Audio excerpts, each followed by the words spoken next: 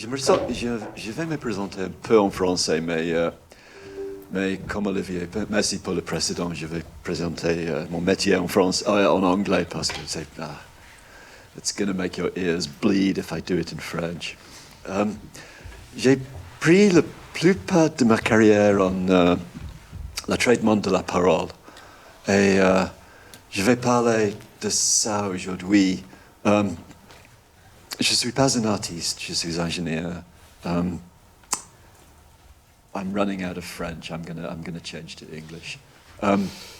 So this arises from a meeting I had with Christophe in Geneva a few months ago, where we talked about the project that was just presented, well, with Gilbert as well, and we talked about the project that was just presented by Gilbert and how we might take part in this or make a bridge between artificial intelligence and the creativity that goes into the music here. And so what I'm going to do today is just talk a little bit about speech synthesis, so the creation of artificial voices.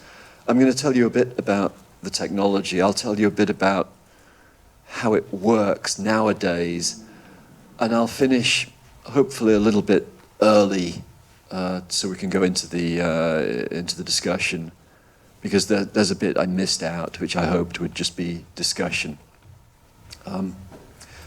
It's okay, don't worry about it. I'll just do the presentation. Ah, okay.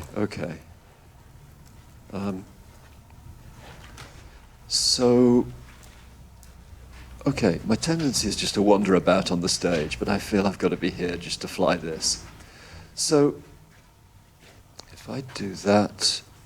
Yeah, so text-to-speech synthesis. This is a shot of a web page around about 2011, which is not... It's not to give away that I haven't put much into this presentation. It's to say this technology has been around for a while. And hopefully I can just click that. Speech synthesis is a solved problem. So I said speech synthesis is a solved problem. It's a really bad slide to play to funding agencies. You don't want to be doing that. But the point is, you can do it. Back in 2011, it was possible to type that into a box. The web page is still there. And you get a perfectly reasonable synthetic voice that's actually very close to the voice actor that provided the voice in the first place. And it's clear that this works because, it works on your phone. So you say, well, what's going on in the meantime? That's 14 years ago. And I'll tell you a bit about that. But first, it's necessary to tell you a bit about how that works. And am I in the way if I just keep walking around? I'll stand. So the way it works is dead simple. What you do is you take some training data, which is a recording of somebody speaking. You mark up what they're saying where. You chop it into bits and you join it together in a different order. That really is all that was into the speech I just showed you. You don't even need to go into the frequency domain. It stays time domain.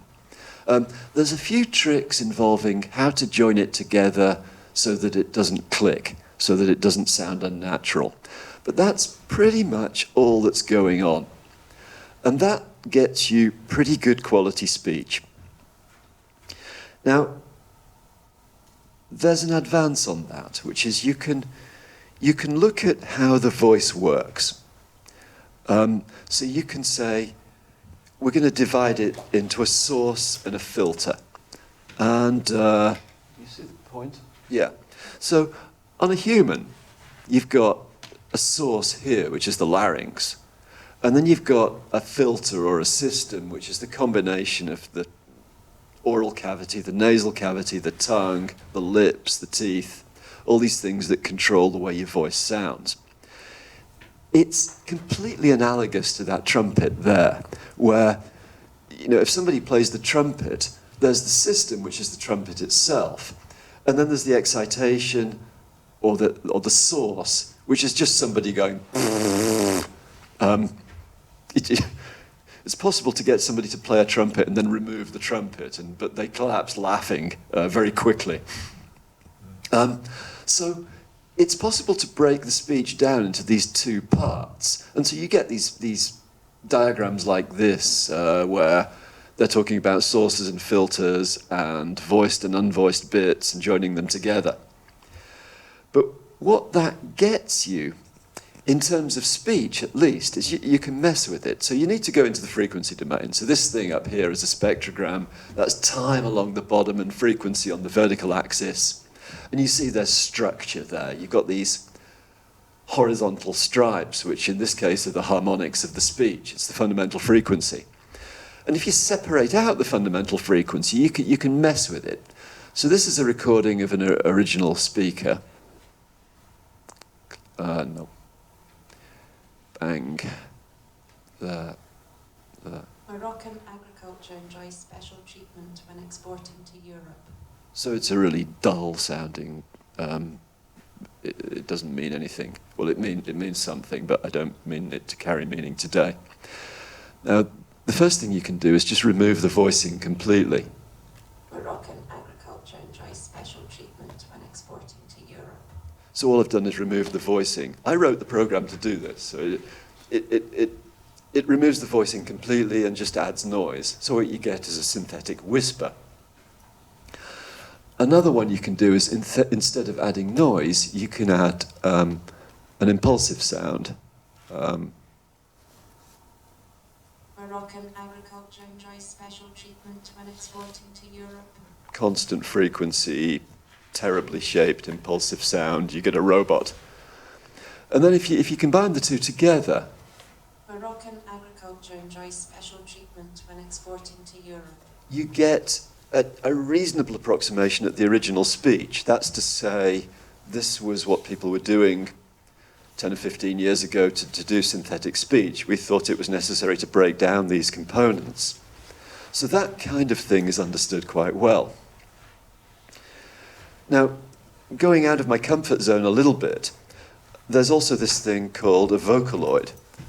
So have people come across things like Hatsune Miku? One or two people laughing and smiling, and maybe some people going, what the fuck is he on about? Excuse the swearing, but what's going on? Hatsune Miku is an instance of something called a vocaloid, which is a product by Yamaha, or was 10 or 15 years ago. It works in exactly the same way that I just showed you. You chop up a speech, you join it back together. Hatsune Miku, you need to do source filter separation, but it's like the robot. Instead of putting in just an impulsive sound, you put in some MIDI-controlled pitch. And if I click the link, does anything meaningful happen? Oh.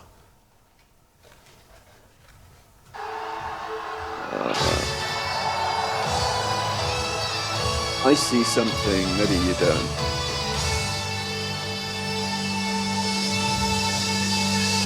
How do I get that on there? Nope. Yeah. Okay, so just hit play here. This is Hatsune Miku. And this is Japan. I mean, you go to Japan and everything just take your brain out. This is, it's a voice coming from a voice actress. It's synthetically produced. It's a real concert. That's clearly an anime character because why not? The voice is produced by a digital audio workstation. She's back projected with a live band. That's a live audience because people will pay to see this crap in Japan. Anyway, that's where the technology was like 15 years ago. Now I want to stop it. I'm sorry. I was a Mac user at one point, and yeah, thank you. So that was Hatsune Miku. Yeah. Now I can.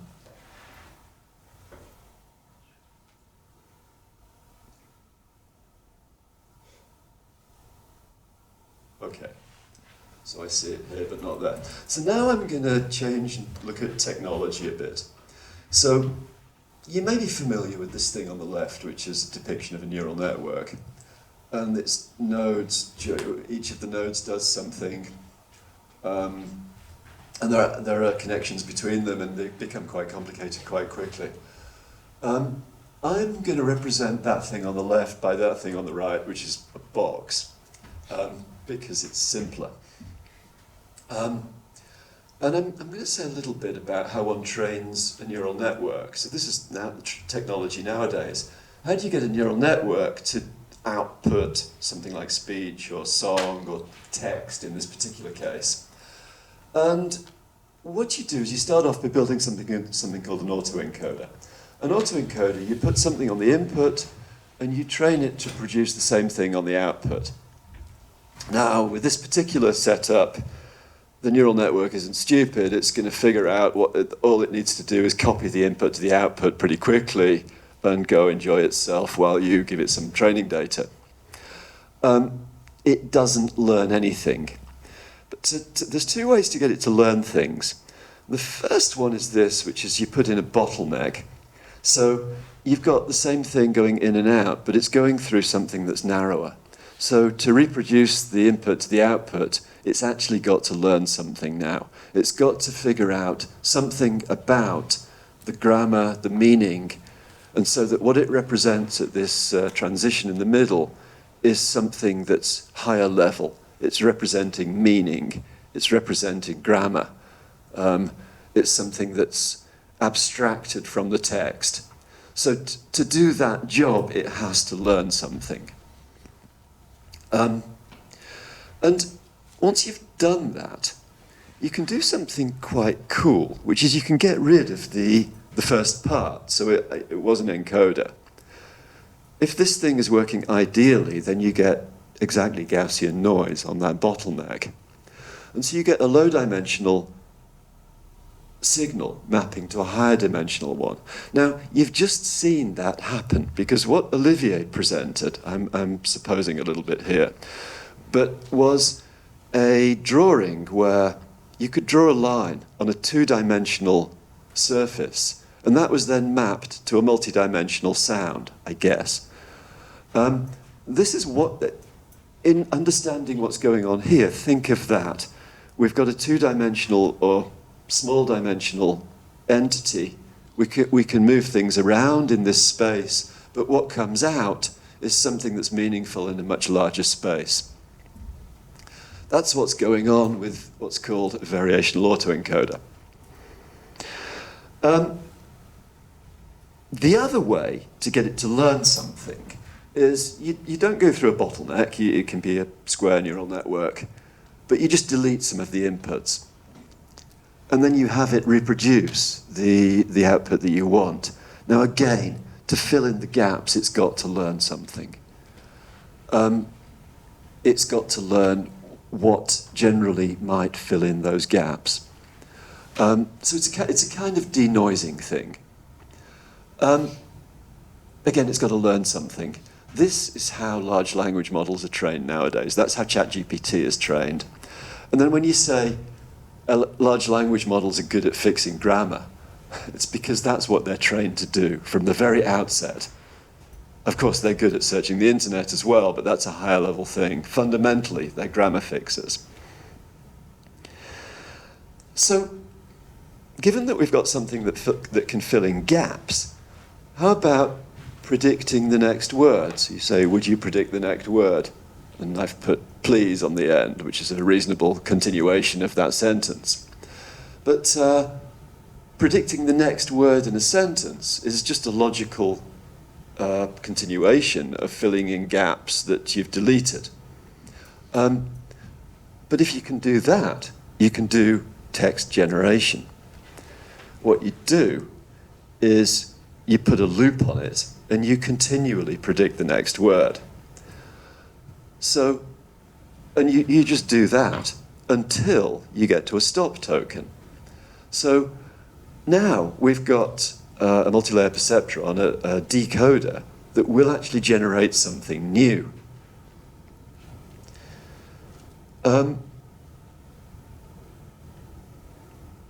Okay, so just to summarize that, we've got a decoder. It's got some input, it needs to know what it's doing, but then it's outputting something, but it's also feeding back, and it's generating something else depending on what it's already seen.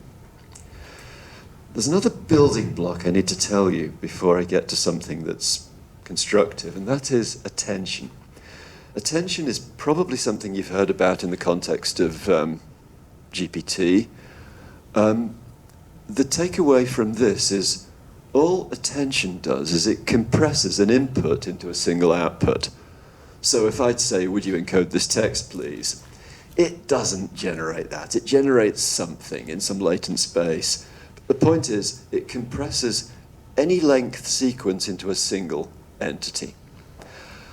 And so what's perhaps not been obvious is everything I've showed you up until now was a fixed size.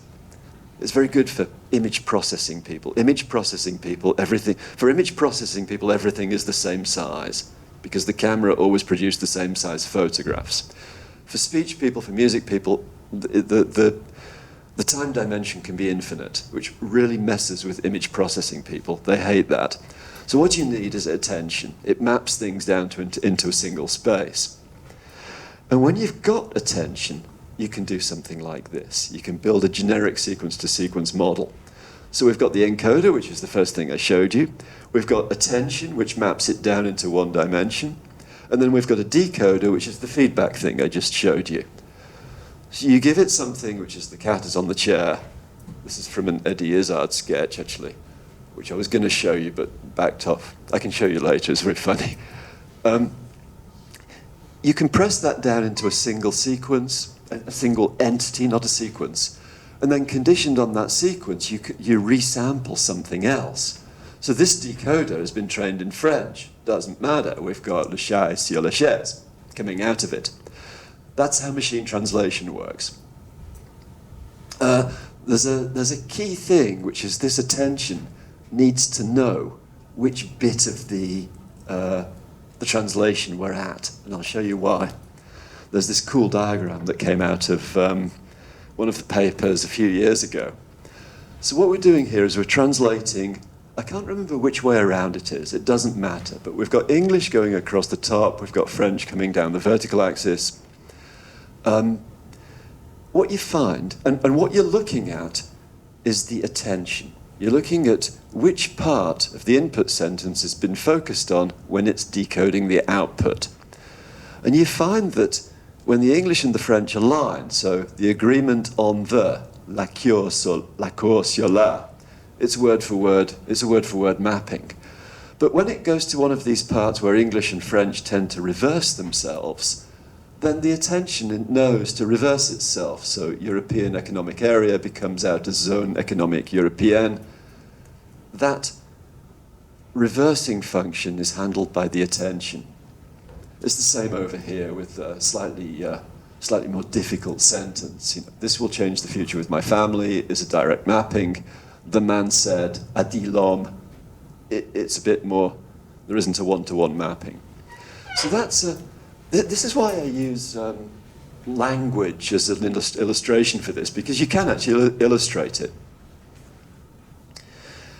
So I started with speech synthesis. I'm going to finish again with speech synthesis and say, well, how do you do that in this modern scenario? Well, we've got the encoder. We put the cat is on the chair through an encoder, which becomes a text analyzer. It might not be doing very much in this particular case. We've got a decoder, which is the feedback system I showed you. This is doing quite a lot in this case. It's converting from textual features to these spectral features. And then the extra thing we've got is a vocoder. And what the vocoder does is the same as the excitation with the trumpet player. It takes the shape of a vocal tract, which is what this is representing. So if I were to go, ah, you'd get like 3 horizontal lines on here. It's just representing a shape. And what the vocoder does is blow air through that. So there's a statistically random aspect of that, and you get the audio coming out. I say modern TTS. It's the idea is that with a neural network you can do more than you could do with the unit selection, with the Hatsune Miku thing I showed you at the beginning. And you can. Again, I've got links here, so this I'm going to figure out how to use the Mac. It's possible to do spiffy things, like instead of just imitate one speaker, you can imitate many speakers. You can interpolate between two different people. Let me see what happens if I click on this. Do you see? No. Can we put that on the... I'm sorry, I really should have checked how to do this before. That's cool, thank you. So, we've got a ground truth. That not more than one bottle of wine or 1 quart of beer could be issued at one time. No account was taken of the amount of liquors admitted in one day. So that's an input sound. What we can do, well, okay, and the synthetic speech that comes out of that. That not more than 1 bottle of wine or 1 quart of beer could be issued at one time. No account was taken of the amount of liquors admitted. It's completely indistinguishable. So the technology is very good. With the same technology, we can... The rainbow is a division of white light into many beautiful colours. The rainbow is a we can get a completely different voice out of it. It's the same model. We can also input one voice and get a different voice out. So that's like an input voice. The rainbow is a division of white light into many beautiful colours. Based on that voice, we can convert to a different voice. The rainbow is a division of white light into many beautiful colours. That's been done by giving the system like 1 or 2 sentences of the new voice. So it doesn't take a long time to adapt to the new scenario. What else can we do? No, I don't want to show you those. I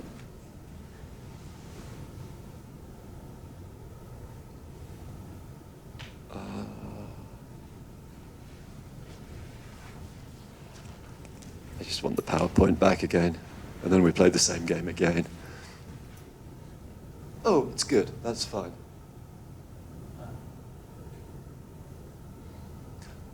No. So that's more or less everything I wanted to say about my own work.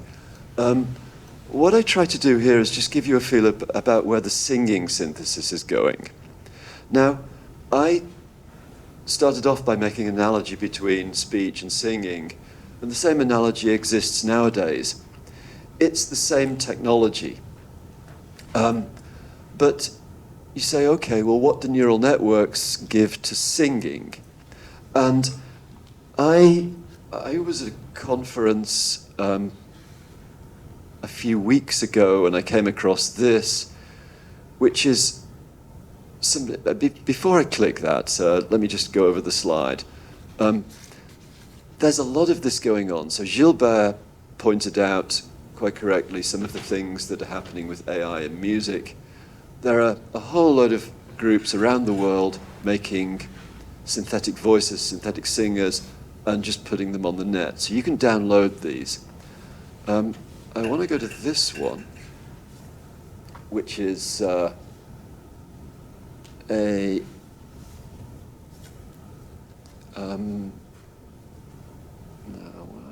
we go. Okay. So here's the sort of research that's going on in this field for singing now. This is, you can see the autoencoder. You know the 2 triangles I showed you with a narrow bit in the middle? That's the shape that you see here. But what they're working on is the vocoder, which is the thing that blows air through the trumpet. You can see it's quite complicated. What they're doing is they're vector quantizing it. You've got things like GCI is glottal glottal closure instant. It's the times when your glottis closes to produce pitch. Log F0, voiced, unvoiced, so frequency at which you're speaking. Voiced, unvoiced, that's whether it's voiced or this is voiced, this is unvoiced. And scroll down a bit, what you find is there's a load of audio samples. And it's the same sort of thing. We can play a natural audio sample.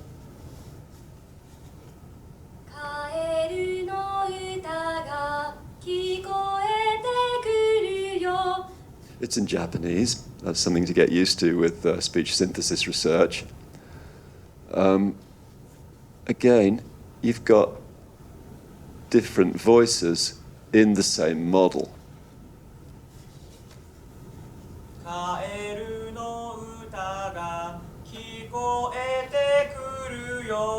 So that was the original I was playing, but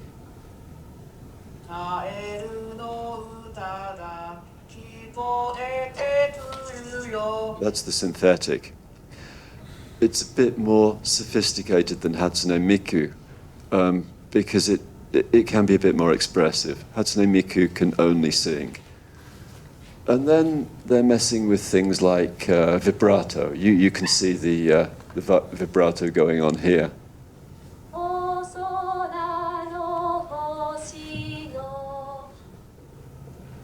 And anyway, a whole bunch of other things. So, can we see that? Ah, finally I managed to do this. So I finished just with a summary. Yeah, synthetic speech has been around for years. Source filter models have been around for years, but they're still relevant. What we've seen is a transition from unit selection systems, which are just recordings, to neural systems, which are also just recordings. If you think of ChatGPT it stores grammar, but it also stores the internet. It's recording something. Same thing here. But you can use them more expressively. You can adapt to speaker, which I showed you. You can also adapt to emotion or accent or whatever. I talked about what I know. There's lots and lots of other stuff. And for this, look at the big American companies. Meta is big in this. Google is big in this. And we cannot ignore those companies because they have data. And that's what gives them the big advantage over us. I will shut up. Thank you.